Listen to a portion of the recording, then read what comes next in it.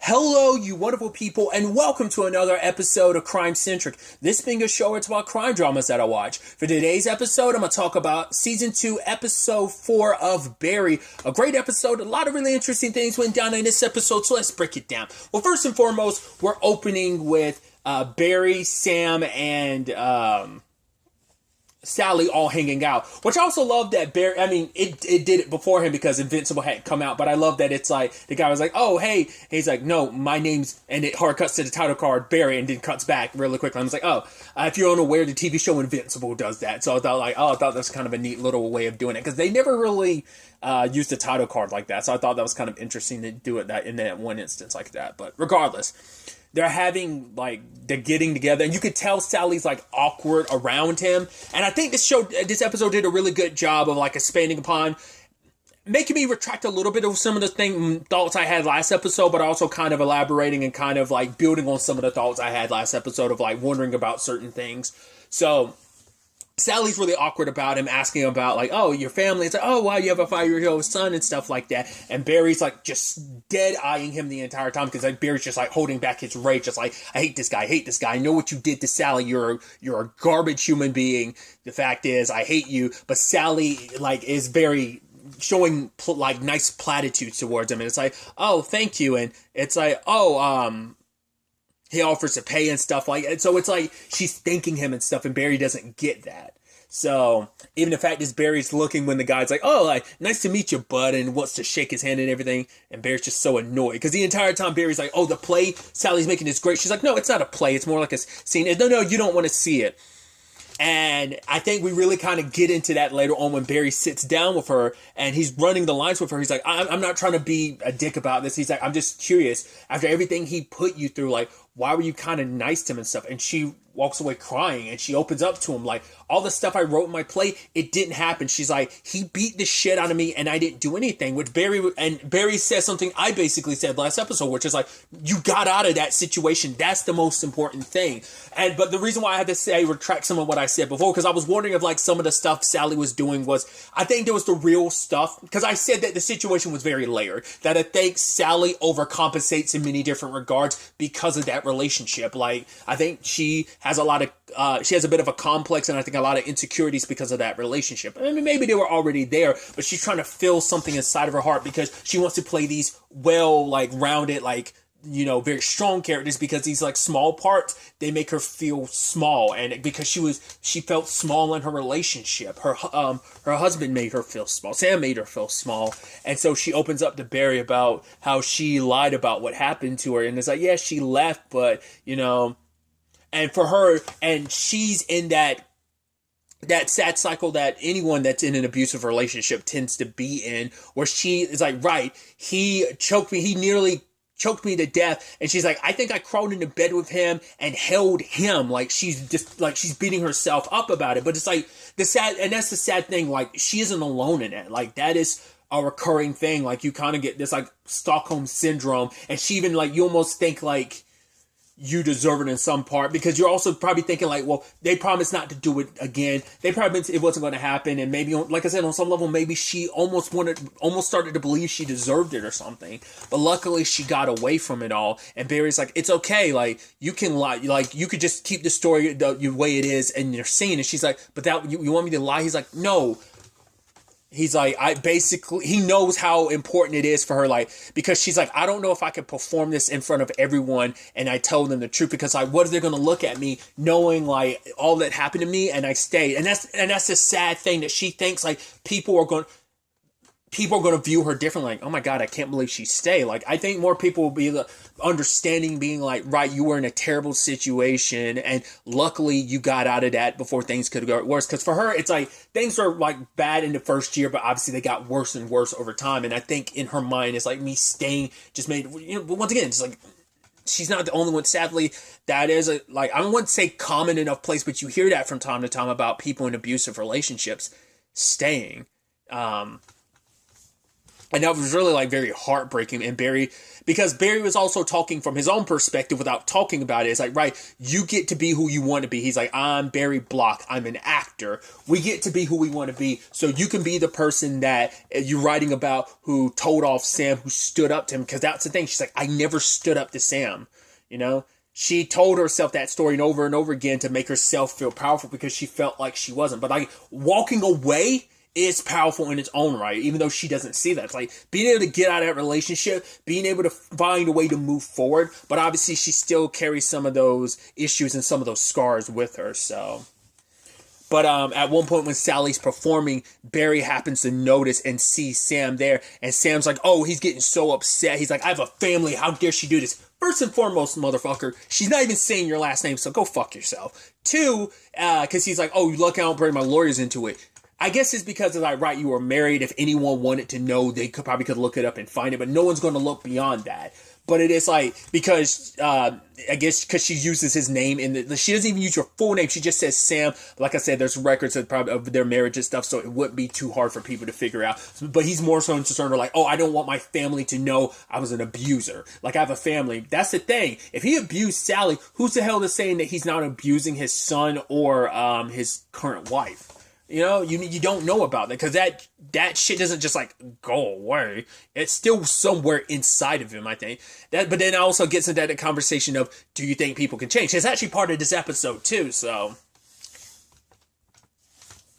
It's one of those things where you're kind of like, in certain regards, you're like, Barry, you want to give him a shot, which I think that speaks volumes. Like, Barry's this murderer, and you're like, I kind of want to give Barry forgiveness. Sam's an abuser. Fuck him. He can kick rocks. You know, so.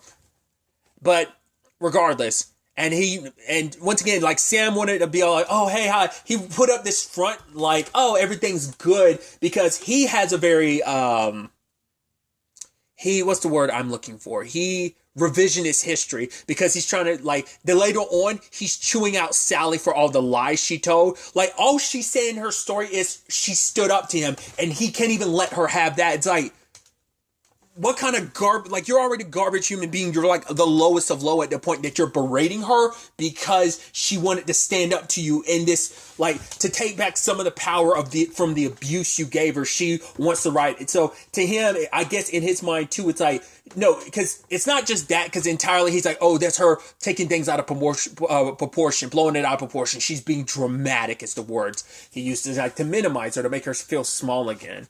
And I think you can see it in Sally's eyes, like she felt like she was back to being that person again. Like, and just when Barry kind of built her up to be like, no, you get to be this person. And, you know, when Sam called, what did she do? She was reluctant to go, but she's like, right, I'll go. And he's like, the moment he was like, oh, the lobby's closed, like, oh, come to my room. I'm like, oh, please don't. Because after that encounter of, you know, Sam being complete and utter tool, being like, oh yeah, like, I will always be the one who fucked her first back when she was tight. You're like, oh, God, you're almost like, yeah, I can't wait for Barry to kill him. And so when Barry was like going, locking and loading, I was like, oh boy. Because I was almost wondering whether or not he'd end up killing Sam before Sally got there, but that didn't end up being the case. Sally got there, and he gave her like, oh, this is something like a pamphlet or something from like their sophomore year. And he's like, yeah, oh yeah, because it was like to one of her places. Like, yeah, I went to 6 of your shows. You were great. He's trying to soften the blow, and it's like, okay. She's like, right, I'll change your name. And he was like, I forgot what she said. She had said initially something else, like, and he's like, oh, so you're not going to do the playwright? She's like, no, I am going to do it because it's part of my story. Because he was trying to be like, yo, my family situation is, you know, things are pretty bad. Things are kind of rough there. So, yeah, I'm sorry the way I was acting. It's just like, I kind of, you know. So he's trying to justify it. But, like, the whole thing was him trying to take a slick, manipulative approach to try and get her not to pull out to do the play, because once again it would expose him as the abusive bastard that he is. So, and Barry was ready to shoot him, but obviously luckily Sally's head was turned the other way and Barry was able to hide when she left. And he was so angry he wanted to do something to Sam, but he doesn't. Who does he turn to? He turns to Gene and talks to Gene, and Gene kind of ends up bringing up the fact is like, okay, did you tune the guy up a little bit? He's like, no. It's like, who I am when I'm angry, I don't like that person, which I totally get that. I have my anger issues. Like, I am someone who can go from like like irritated to a little annoyed to irritated to angry so fast. Like it's something I've been trying to work on, but I can acknowledge I have major anger issues. So like I kind of, obviously it's not a 1-for-1, but like I'm like Barry where like when I see red, I see red. Like I can't control myself sometimes. Luckily nothing's ever happened, but that's why I'm always trying to be careful, because like I know I'm capable of being like losing my head. So I try to work on, I spend a while like, working on that and trying to fix that aspect about myself. But Gene finally gets it out of Barry, because he's like, right, first you tell this story, this great story everyone wants to know, then he wants to shift it over to Albert, then you want to give me this Braveheart BS, which I appreciate. Barry tries to go to Fuchs and it's like, oh, like maybe I should do something that's not so well known. How about, and someone I guess had referenced, what was it? It was a Samuel L. Jackson movie. Was it Deep Impact or something? Or Deep Blue? I don't remember what it was, but they were referencing a Samuel L. Jackson movie. They were like, oh, you could quote for, because it's like, oh, do you have any lesser known movies I could quote for? I guess it's for a class, so it's not for anything. It's just for a performance, so it's not that big of a deal. Which, side note, I love everyone else. Was it, I want to say, is it Eric, the one who's going to be throwing up? And Sasha was like, I think it was Sasha, the other dude, and Natalie being like, no, you should probably like, well, Natalie's like, oh, if you want me to, I can construct something so it because I think it would be more impactful if you actually throw up. And it's like, no, like we could show the throw up because it'd be important to it. So we could set it up like a rig or something and make it, you fake vomit. But the other guy was like, no, like maybe you should actually vomit because that would be important to the whole thing. So going very method with it. But circling back to the point, I was wondering how long it would be before we got the Albert story. I didn't know we were going to get it like in the next episode. So we get the full context of what happened. Barry, caught in his rage after Albert got shot in the face, he saw someone closing the door. He busts into the house and killed the guy. It was an innocent guy there. Like Barry was so caught up in it, he didn't take time to notice like where did the shot come from. He didn't ask anyone. He just saw red. He assumed he saw this person. It's like that person probably just wanted to see what was happening and closed their door. And Barry ended up killing an innocent man in front of potentially his wife. And it's like, and apparently, Barry got sent to like a hospital in Germany. Turns out Fuchs like pulled some strings and got him pulled out. So it's like, yikes. No wonder Fuchs is like, yeah, you don't want to tell that story because that's super not going to make you seem like a hero. And even Gene was like, holy shit. He's like, fuck. Yeah. He's like, oh man, that's a powerful story. Never tell anyone that story, Barry. I love that even he's like, right, I knew you wouldn't see me in the same light, but Gene's like, no, I get it. You made a mistake, Barry. It doesn't have to define you. Because he's like, right, if that defines you, what does that mean about me? He's like, I made a mistake. I did something I am not proud of. I was not there for my son. I was kind of a crappy father, even when I was. And now I asked my son for a second chance, and basically he blew me off, said, fuck you, Dad. But early in the episode, his son dropped off some strawberries for him, and it's like, good, see? So my son is actually willing to open up to me, which I love that. He's like, oh, I'm going to airdrop you my info, and he ended up airdropping him a photo of him with his shirt off. He's like, oh yeah, I was trying on you know what, I'm just going to give you my number right now. So that they can hang out, have a meal together and such. So I thought that was nice. Like things are turning around. Makes you wonder, does Leo have ulterior motives? I don't want to assume the worst, but you got to also kind of keep it in your head. Like maybe that is the case. But I like that Gene was saying that, yeah, Barry, the fact is we can change. You've already proven that you can because you didn't give it to your anger. See, you're here talking about your feelings instead of just purely acting upon them because you could have beat that guy up, but you didn't, and that speaks volumes. But I love that it's also like, Gene's not going to tell anybody. I was almost worried. I was like, do you think Gene could keep this to himself? As long as as long as Gene ever finds out about the whole Janice thing, Barry's going to be in the clear. But we'll see if that ends up ever coming up or if that ever gets exposed. But I love that little line at the end of that scene too, where Gene was basically like, okay, let me go get my other ledger, is how he bills like the acting classes and stuff. I was like, oh wow, you have a different ledger for that, huh? That screams shady. So I love that. That was kind of interesting. But also it shows you like, oh yeah, even though this is on off time, he's still charging you is why he's getting this other ledger. But regardless, I thought that was kind of neat. I love that initially Fuchs was going to draw Barry into like his hotel room where everything's set up. You can hear the conversation. And I love that Lokes is like writing stuff down. And then it's like, wait, what's that say? And Lokes is like, it says, get him here. It's like, that's chicken scratch. That's not even Dr. Chicken scratch. It's like, that doesn't even look like words. Even like some semblance of words. I'm like, what is that?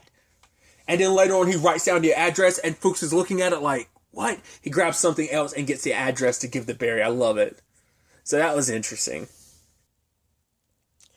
Obviously, circling back, I should have touched on it earlier, was the whole Barry, because he was still pissed off about the Sam thing pretty early on, he ended up, I think after he had comforted Sally, telling her like she could, do the performance, like it's okay to keep secrets, that whole scene. It was afterwards, and he was training Hank's guys, and the guy that's really good at shooting, like it pissed Barry off, because it's like, oh, you're thinking this is all fun and games. You take your eyes off the prize, you're going to end up dead. I think maybe Barry's snapping at him because it's just like he's frustrated about the whole Sam thing, just wants to hurt him, but he doesn't want to kill people anymore. And maybe this whole Albert story thing, because I even love, Gina said, right, you told that Albert story thing for a reason, just like you're here for a reason. So maybe all of that, him being like, right, you want to keep your eye on the prize, keep your eye on the ball, because if you take your eyes off of it, and you might get caught up in the wrong situation, not only get killed, but make a mistake. So, but Barry, like, feeling good about how things played out with Gene, because he was going to talk to Fuchs, but before he ended up talking to Gene, he tried to talk to Fuchs, but Fuchs was like, nope. Like, don't call me again. I'm blocking you, because he was trying to protect Barry, because he cared about Barry.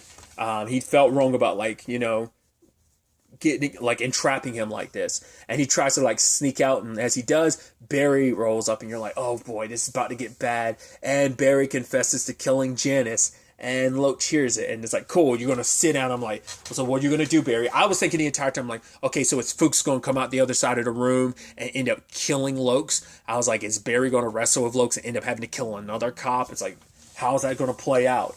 And then Lokes is like, okay, you've been planning this out. You know what? I was like, oh my God, are you going to try and kill Barry? I was like, oh God, Lokes, don't do that. But then he was like, do you know what it's like to care about someone and have some motherfucker take them from you? And Barry's like, I'm sorry about Janice. And he's like, what? This isn't about Moss. I was like, wait, what? And then it's like, yeah, this is my wife, and this is the guy that took her from, I want you to kill him. And Barry's like, what? I was like, wow, I didn't expect that turn of events. Like, the moment he was like, it wasn't about Moss, that's when I was like, wait, what? Then what?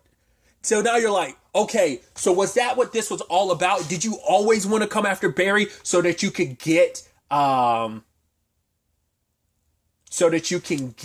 him and entrap him so that he can kill your ex's current guy for you? Was that always the plan? Was that something you only came up with after you've met with Fuchs or whatever? I don't know, man. It's holy crap. Like, wow.